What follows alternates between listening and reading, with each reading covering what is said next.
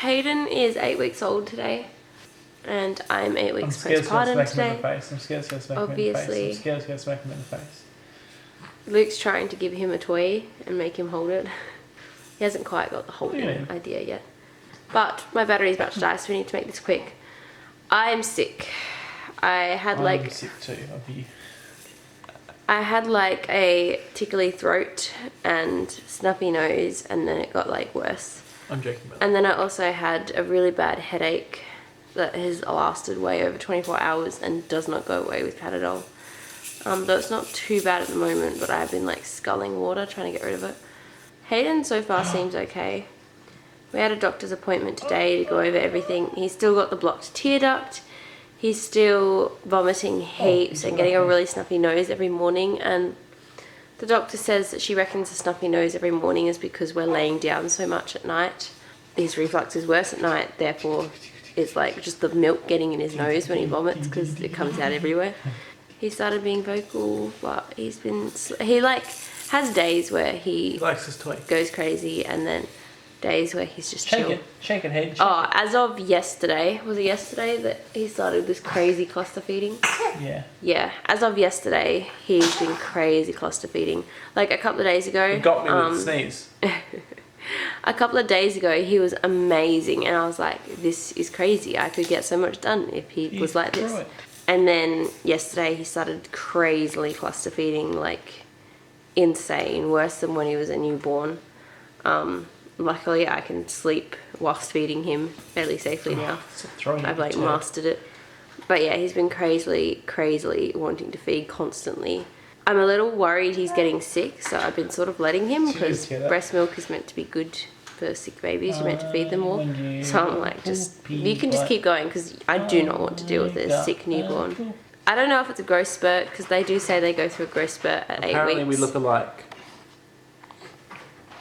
I still do not see it. Yeah, I also got my Implanon in.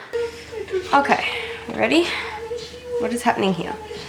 Oh damn, the betadine is stuck. Ow. What's your cat doing out of curiosity? Back quick. I don't know what she's doing. She's strange. Nice. Nice.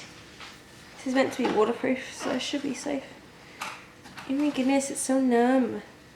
Okay, shower. Look at you sitting up all snazzy there. Look at my boy sitting. Look at you. Oh, you're giving me such... Don't throw your head backwards. That breaks my mouth. The doctor said to wait till I stop bleeding, and I think I've stopped. I think I've stopped bleeding, but it'll go a couple of days, and then I'll just get a bit of spotting again, and I'm like, can it stop, please? Because this is annoying. But... I was talking to the doctor and she said she would prefer to wait till I stop bleeding because it's weird that I'm still bleeding 8 weeks postpartum. But I really wanted to get the Implanon in because last time I was on Implanon I didn't get a period the entire time, which is super good. Like most people don't get as lucky as I do on Implanon. This isn't scientifically proven or anything, but I don't want to get a period because I don't want my endometrium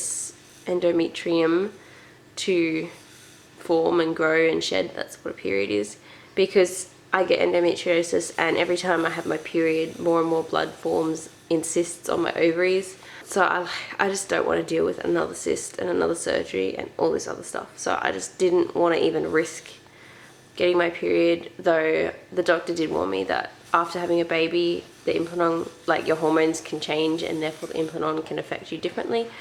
So hopefully it affects me just as good as it did last time. But yeah, so I asked for her to put the Implanon in today, and she did. So that's gone in now. It's not bruising too bad, which is very regularly right. Just went in the same arm it was in last time. So we're now both sick. I assume so. Basically, every morning Hayden gets a really snuffly nose, and it gets to the point where he can't drink. He's just gonna fart. Yep.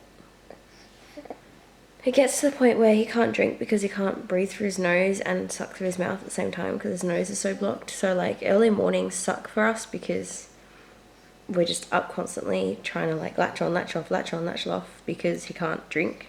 I thought it was something to do with the bedroom, whether it was because he was laying down constantly, which was the doctor's idea was that because he was laying down a lot more at night than he is during the day, when like he's being sat up more and playing with us more and tummy time more and like just on us more in general. She thought maybe because he was laying down so often that his reflux was getting worse and the milk was coming out his mouth and his nose, causing the snottiness. But last night I stayed up like all night sitting him upright, and it was 1:30 that I came out here into the lounge room. So it, like the snottiness started way earlier and was way worse. He was like constantly unable to breathe, to the point I was about to call an ambulance a couple of times, but it just took him a couple of seconds and then he cleared his throat and I stopped panicking. So I came out here and I stayed up on the couch, and he was either like trying to nurse. He didn't nurse between like 1:30 and 8. Like I think there was 2 times that he managed to actually latch on, and he only got a couple of sucks and that was it. But he was either like sitting upright on me or, oh my goodness, or he was, sorry this is very wonky, he was in his cot, his bassinet basket, and I had it like upright a bit so that he was, you know, up. I had it like resting on a pillow so it was upright, which I know according to SIDS you're not meant to do, but I didn't know what else to do. And I was up the whole time watching him anyway, just in case. But he didn't vomit too much. His reflux was really good last night, but he got still the worst snotty nose ever. And usually when we come out to the lounge room in the early morning, it clears up pretty quickly and he's fine for the rest of the day. It's only at night. But not today. Today he came out at 1:30 and stayed out here all night, and it never cleared up, and it's still not clear. It's a bit clearer. He's managing to actually drink a bit now, so I'm trying to keep him hydrated, but it just is sort of managing. You okay? Here you go. Yeah, like right now he's just on off because he gets to a point and then he panics because he can't breathe. So that's the newest update, but it is now 1:51 p.m. and we have our 8-week appointment with the child health nurse at 2:30, which is just down the road. So that's what we're about to head to now. He only fed like an hour ago, but as I said, I'm trying to keep him hydrated, and I just thought I'd top him up now. A, to keep him hydrated, and B, so hopefully he lasts the whole appointment without being super duper fussy. I will let you guys know how it goes. There is a cat here. Yep, bye-bye. You good there? You're eating the couch. You can't eat the couch. Can you stop eating the couch? Okay, Mummy's gonna feed you. Hold on. What happens when Luke shuts the door to the cat's litter? Mummy's got smelly hands because she used her dental. Yeah, you would. Would you? Yeah. What would you like? Some cake. Yeah. That sounds like a good idea, doesn't it? Yeah. Someone's a little eagle. Someone's a little eagle.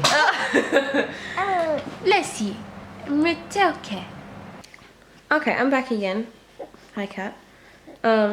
Because I just saw something on Hayden's nappy, and it looked like blood, and I panicked, but it's not blood. It's writing on it.